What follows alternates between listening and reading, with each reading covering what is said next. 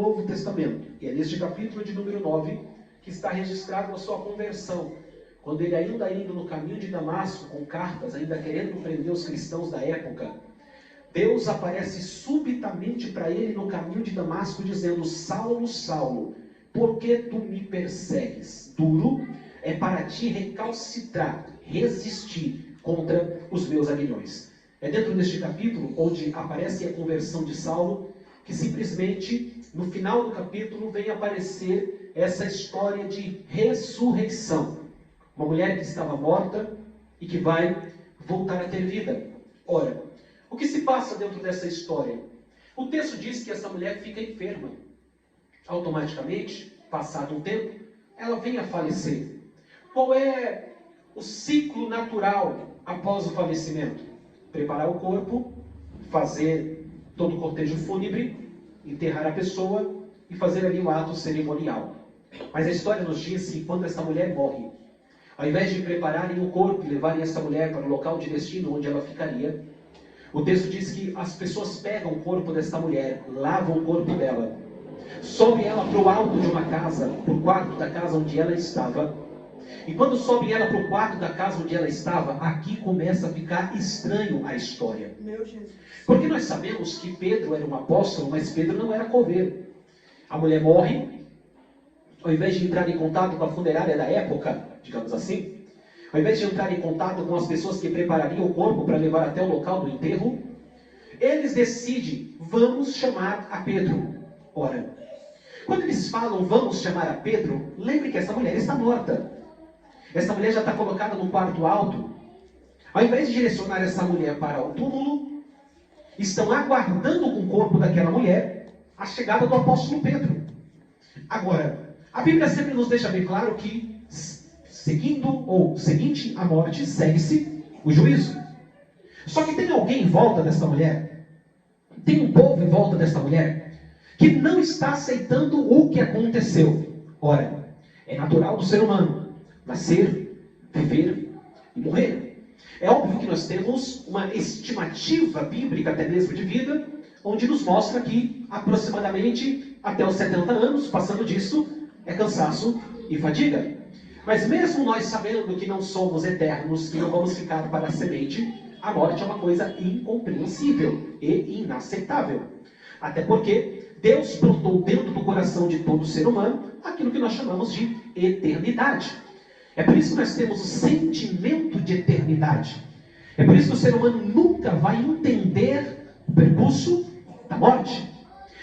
Agora, este povo que está em volta do corpo de Dorcas toma uma atitude anormal. Eu quero que já nessa introdução da mensagem te dizer que haverão momentos que teremos a necessidade de tomar ações, decisões, atitudes, que algumas pessoas ao nosso redor, grave isso daqui, que algumas pessoas ao nosso redor, meu xará Alex, irá olhar e vai dizer: esta ação é uma ação anormal. Essa atitude não é uma atitude que outra pessoa tomaria. Este posicionamento eu nunca vi ninguém tomando. Então, quando eu leio este texto e eu vejo que ao invés de eles pegarem o corpo de Dorcas, Douglas, e levar para aquilo que era natural, eles resolveram dar início a algo que viria a ser sobrenatural. Aleluia. Glória a Deus, glória a Deus. Aleluia. Deus pode nos dar oportunidades de viver coisas sobrenaturais quando a gente sair das decisões naturais. Por favor, me ajuda a pregar, porque isso aqui é muito forte para a nossa vida. O problema de muita gente que passa a vida inteira vivendo as mesmas coisas, vivendo das mesmas formas, chama-se medo. Medo de decidir, medo de fazer, medo de ir, medo de tomar uma posição. Mas esse povo que está em volta do corpo de Dorcas decide: não vai enterrar ninguém. Aleluia. Pode avisar para os coveiros, pode avisar para o cemitério, que o corpo dela vai ficar dentro de casa enquanto o Pedro não chegar. Meu Deus! Aleluia. Que atitude fora do normal. Gente normal só vive coisas normais. Mas Deus nessa noite está falando conosco por intermédio da palavra dele. Eu só estou esperando uma atitude anormal sua para me causar uma anormal prioridade na tua vida. Quem acredita nessa palavra? Levanta a mão direita para cima para receber. Deus vai responder tua vida de acordo com a tua atitude. Tem gente que vai olhar e vai dizer, ficou doido, ficou doida, não era para fazer, não era para comprar, não era para ir, não era para... Mas Deus está dizendo, vai que eu sou contigo, vai que eu sou. Então eles pegam o corpo de Dorcas, aleluia. Eles pegam o corpo de Dorcas, sobe o corpo da mulher para cima, e aí Jope ficava perto de uma cidade chamada Lídia, onde Pedro estava. E eles vão atrás de Pedro. Agora, pensa no que o texto nos diz. A cidade de Lida ficava próximo de Jope. Quando os discípulos ficaram sabendo que Pedro estava ali, enviaram 2 homens com um pedido: não te demores a vir até a nós. Diga assim, não te demores a vir até a nós. Pregadora Nanda, preste atenção nisso daqui. Quando a Bíblia diz, não te demores de vir até a nós, é a mensagem que Pedro lá na cidade está recebendo. Diga cidade. Não, vocês são melhores do que isso. Diga cidade. De Lida. Só que o mistério, o manto do problema, está acontecendo em Jope. Só que quando a mensagem chega para Pedro, Paloma, eles não chegam dizendo assim, Pedrão, deu ruim. Dorcas ficou doente, bateu as botas, faleceu. Não. Olha a ligeireza do convite. Pedro, vem. Não falam o que é. Não falam o que está acontecendo. Talvez, a Bíblia não diz. Onde a Bíblia não diz, nós não devemos ter ouvidos. Mas a Bíblia me permite conjecturar, trazer a nossa imaginação ao texto bíblico sem fugir do preceito da mesma. Então, trazendo a minha imaginação ao texto bíblico, penso eu, que se tivesse chegado para Pedro e dito, Pedro, Dorcas morreu. Talvez Pedro diria, você quer que eu faça o quê? Eu sou governo? Não. Então, tem informação que você não precisa dar completa. Aleluia. Tem coisa que você não precisa sair espalhando na hora errada e no momento errado. Olha a sabedoria dos discípulos. Vamos chegar em Pedro e dizer que nós precisamos que ele venha. Só não precisa falar o porquê. Diga que ele precisa que ele venha, que ele precisa que venha rápido. A notícia vem e Pedro estava em prontidão para ir. Aleluia. O pregador não pode perder os pontos da mensagem. Quando a notícia vem, Pedro, nós estamos precisando de você. Preste atenção nisso daqui. Não chegaram para ele dizendo assim, Larissa, Pedro, vem para o churrasco. Vamos ali comer uma lasanha, vamos comer ali umas esfirras, aleluia. Não, porque esse tipo de, olha para cá, esse tipo de convite não chega para homem e para mulher de Deus. E você tem que estar preparado para isso. Ninguém vai te convidar, ninguém vai te mandar um zap ali dizendo assim, Eli, prepara aí a roupagem que esse final de semana vai todo mundo para a praia. Não, para homem de Deus e mulher de Deus corre aqui que tem capeta para expulsar. Meu Deus! Já fica preparado aí. A ligação que homem de Deus e mulher de Deus recebe vem aqui que o casamento está acabando. Vem aqui que eu estou na prova. Vem aqui que a porta fechou, faz um mando de uma oração aqui na minha casa aqui, porque eu estou sentindo que eu tenho uns negócios ruins. É só problema que você vai receber. Mas não tem problema. O importante é você entender que quando alguém tem sede, sabe onde tem fonte. Quando eu irmão do seu lado aí, diga para ele, não se preocupa não. Só te procuram quando precisam, porque sabe que você é fonte. Tem água para dar para beber, tem pão para dar para comer. Deus te fez uma fonte no meio das tuas amizades. É por isso que alguém só te procura e você diz, eu não vou nem atender mais. Fala a verdade. Às vezes dá vontade de dizer assim, quer saber de uma? Nunca me chama. Quando está no churrasco, eu só vejo a foto no status do WhatsApp. Quando está na pizzaria, eu só vejo no story do Instagram. Não me chama para nada de bom, mas quando o calo aperta, alô, você está aí, dá vontade de dizer, tô não, estava.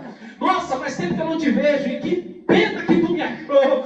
Às vezes dá vontade, mas não faz isso não, porque Deus te fez sal e luz sobre essa terra. Quando alguém está em trevas, olha para você e diz, tem luz que é atrás da luz que eu vou buscar.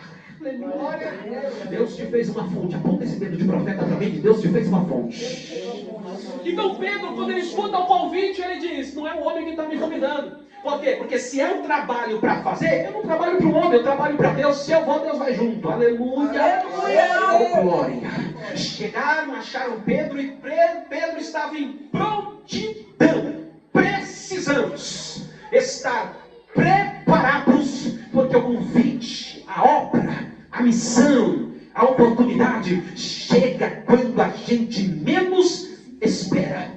Eu não quero te dizer não, mas ainda essa semana alguém vai te achar. Aleluia! Alguém vai te achar e você vai lembrar dessa mensagem e vai dizer, querer eu não queria, Desejar eu não desejava ir, mas eu sou servo e eu nasci para servir. E o filme Tropa de Elite deixou aquela frase bem famosa: quem não vive para servir, não serve para viver. E eu vim aqui, já que me deram a oportunidade para pregar, já que me deixaram, né, mais uma vez para ministrar, então recebe que é de graça. Deus não tem coisa com gente preguiçosa. Na Bíblia, eu nunca vi Deus levantar gente desocupada. Pregador, eu só creio na Bíblia, eu também. Quando Deus levantou o primeiro rei de Israel, Saul, ele estava procurando os animais perdidos do pai. Quando Deus levantou o segundo rei de Israel, Davi, ele estava cuidando das poucas ovelhas do seu pai. Ora, Deus nunca levantou preguiçoso. Lembra de Gideão? Gideão estava malhando o trigo no lagar. Deus vai te achar na tua ocupação para te fazer uma chamada e te levar para a grande obra.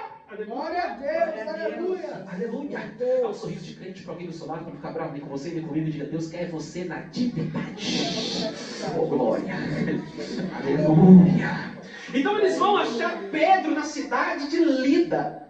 Vai atrás de Pedro e diz para Pedro: vem depressa. Aleluia. Ora, colocaram essa mulher no andar de cima, no alto da casa. Diga assim: pegou de baixo.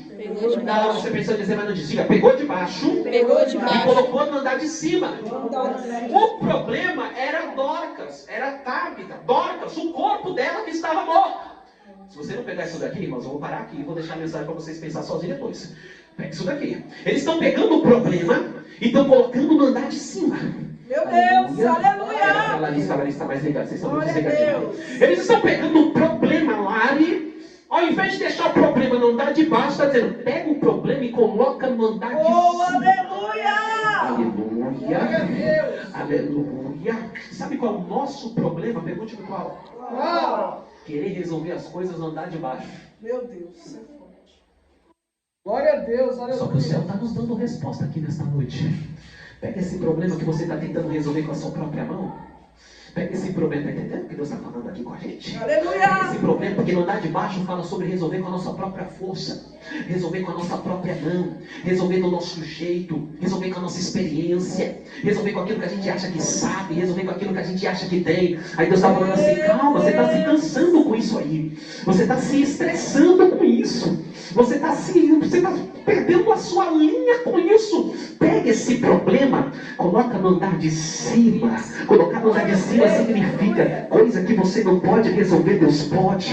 Coisa que você não pode agir, Deus pode. Onde você não pode tocar, Deus toca. Onde você não pode falar, Deus fala. Onde você não pode fazer, Deus faz. Aleluia! Glória a Deus! Eles colocam no andar de cima. E o texto bíblico diz que as viúvas a rodeavam, chorando, mostrando as vestimentas, as roupas que Dorcas havia feito para elas, enquanto ela estava viva. É interessante que Dorcas morre, mas a obra está viva. Glória a Deus, aleluia. Dorcas morre, mas a obra permanece viva. O texto bíblico diz que quando ela morre, coloca ela no andar de cima, as viúvas, os pobres da época, que Dorcas havia costurado, trabalhado com linha e agulha. Dorcas era costureira, Dorcas não era pregadora, Dorcas não era profeta, Dorcas não era missionária. Só que Dorcas tinha habilidade a serviço do reino. Aleluia! Glória a Deus. Glória a Deus! Habilidade natural. Porque existe dois tipos de dons: o dom natural e o dom espiritual. O dom natural, a pessoa nasce com ele. Vocês vão ver muitos cantores, vou dar o exemplo da música. Vocês vão ver muitos cantores mundanos, seculares, que você vai dizer assim: ah, se tivesse na mão de Deus, que voz linda. O que é aquilo ali? Dom natural. Além do dom natural, por exemplo, você pode pegar aí pessoas que pintam quadros maravilhosíssimos. Dom natural. Desenhos lindos. Dom natural. Mas existe também os dons espirituais. Este dom de Dorcas, costurar, dom natural. Mas ela pegou o que era natural e entregou dentro do reino. Aleluia! Glória a Deus, aleluia. Eu gosto sempre de dar muito o exemplo aqui da minha tia Maria. Talvez ela vai até assistir depois a mensagem. Mas a tia Maria pregando é uma ligação. Espero que ela não assista o vídeo depois. Tia Maria cantando, a gente corre. Meu Jesus! Porém, bota a bichinha na cozinha. Aleluia. Nunca vi ninguém, porque uma coisa é cozinhar para uma família de 7 pessoas, 8 pessoas. A quantidade de alimento é um, a quantidade de tempero é outro. Outra coisa é você pegar 60, 100 pessoas, eventos de igreja. Tia Maria domina a cozinha. Pelo menos enquanto eu congregava com ela, se tinha cantina, Tia Maria. Se tinha festa da igreja, Tia Maria era líder. Aleluia. A habilidade natural usada dentro do reino. Meu Deus. Docas não pregava, Docas não cantava, Docas não profetizava, Docas não era uma missionária, Docas não tinha título, Docas não tinha cargo, mas pegou a habilidade natural dela e disse: vou entregar a minha habilidade natural nas mãos de Deus. Pegou linha, pegou costura e começava a costurar, porque órfãos e viúvas na época não é como hoje. Costumo dizer que hoje no Brasil tem tantos benefícios que às vezes até vontade de arrumar um desses. Mas na época não tinha. Então os órfãos e as viúvas sofriam muito. E o que Docas estava fazendo? Porque uma coisa, aleluia, uma coisa é você fazer por quem pode fazer por você. E aí é fácil. Por quê? Porque eu vou fazer pelo pastor Douglas. Porque o pastor Douglas pode me retribuir. Mas no evangelho não é fazer por quem pode. Vou repetir porque não é bom de ouvir, mas pregador tem que pregar. No evangelho não funciona assim. No mundão a pessoa vai viver na ligeireza. Vou fazer o bem para quem pode me fazer o bem. Vou fazer algo por alguém que pode fazer o algo. Por alguém que pode ser recíproco por aquilo que eu posso fazer. No evangelho é diferente. Faça por quem não pode nem fazer por você. Não é por causa da pessoa, é pelo Deus que tu serve. Lembra da palavra de Jesus? Isso aqui é forte demais. Lembra da palavra de Jesus para os discípulos deles? Ei, naquele dia eu direi: tive fome e não me deste de comer. Tive sede e não me deste de beber. Eu senti frio e não me destiste. Aí os discípulos perguntaram: Senhor, a gente está com você todo dia. Quando é que tu estava com fome? Ele não falou. A gente comprava pão. Tu estava com sede e saiu pregando por aí que era água da vida. Porque tu não disse que a gente buscava água. Eles falam assim: em todas as vezes que você deixou de fazer por um destes pequeninos, deixou de fazer por mim. Então quando a igreja faz pelo outro, Jesus está dizendo: não é por eles. Quando você dá um copo de água para alguém, um arroz, um feijão, seja lá o que for, uma ajuda, um estender as mãos, Jesus está dizendo: está fazendo por mim. Glória a Deus. Glória a Deus. Aleluia. E sabe por que Docas era chamada de discípula? Porque discípulo é aquele que aprende. A palavra discípulo, em seu significado simplista, é aquele que está a aprender com outrem. Então essa mulher era conhecida como pastora? Não. Não, vocês são ligados do que isso? Pastora? Não. Missionária? Não. Pregadora? Não. Mas discípula. Alguém olhava para ela e dizia assim: sabe o que é discípulo? Aquele que parece com o mestre. Isso aqui, não, para dar glória a Deus, eu estou bom. Glória a Deus, aleluia. Discípulo significa, quando alguém chamava a discípula Dorcas, estava dizendo assim: aquela que parece com Jesus. Aleluia. Glória a Deus, aleluia. Eu não vou apanhar sozinho não, pergunta para mim do seu lado aí: você está parecendo com Jesus? Eita, nem é culto de doutrina, hein? Mas estreitou o negócio aqui. Meu Deus. Ela era conhecida como discípula. Por quê? Por causa da forma que ela vivia. Porque para parecer com Jesus não precisa estar com o microfone na mão. Aleluia. Tá filmando aí, Paloma? Então olha para cá. Tá ouvindo aí, pregadores? Para parecer com Jesus não precisa estar com o microfone na mão. Porque não é sobre onde você prega ou como você canta, é sobre como você vive. Aleluia. Glória a Deus, aleluia, Jesus. E aí manda chamar Pedro. Pedro chega na casa.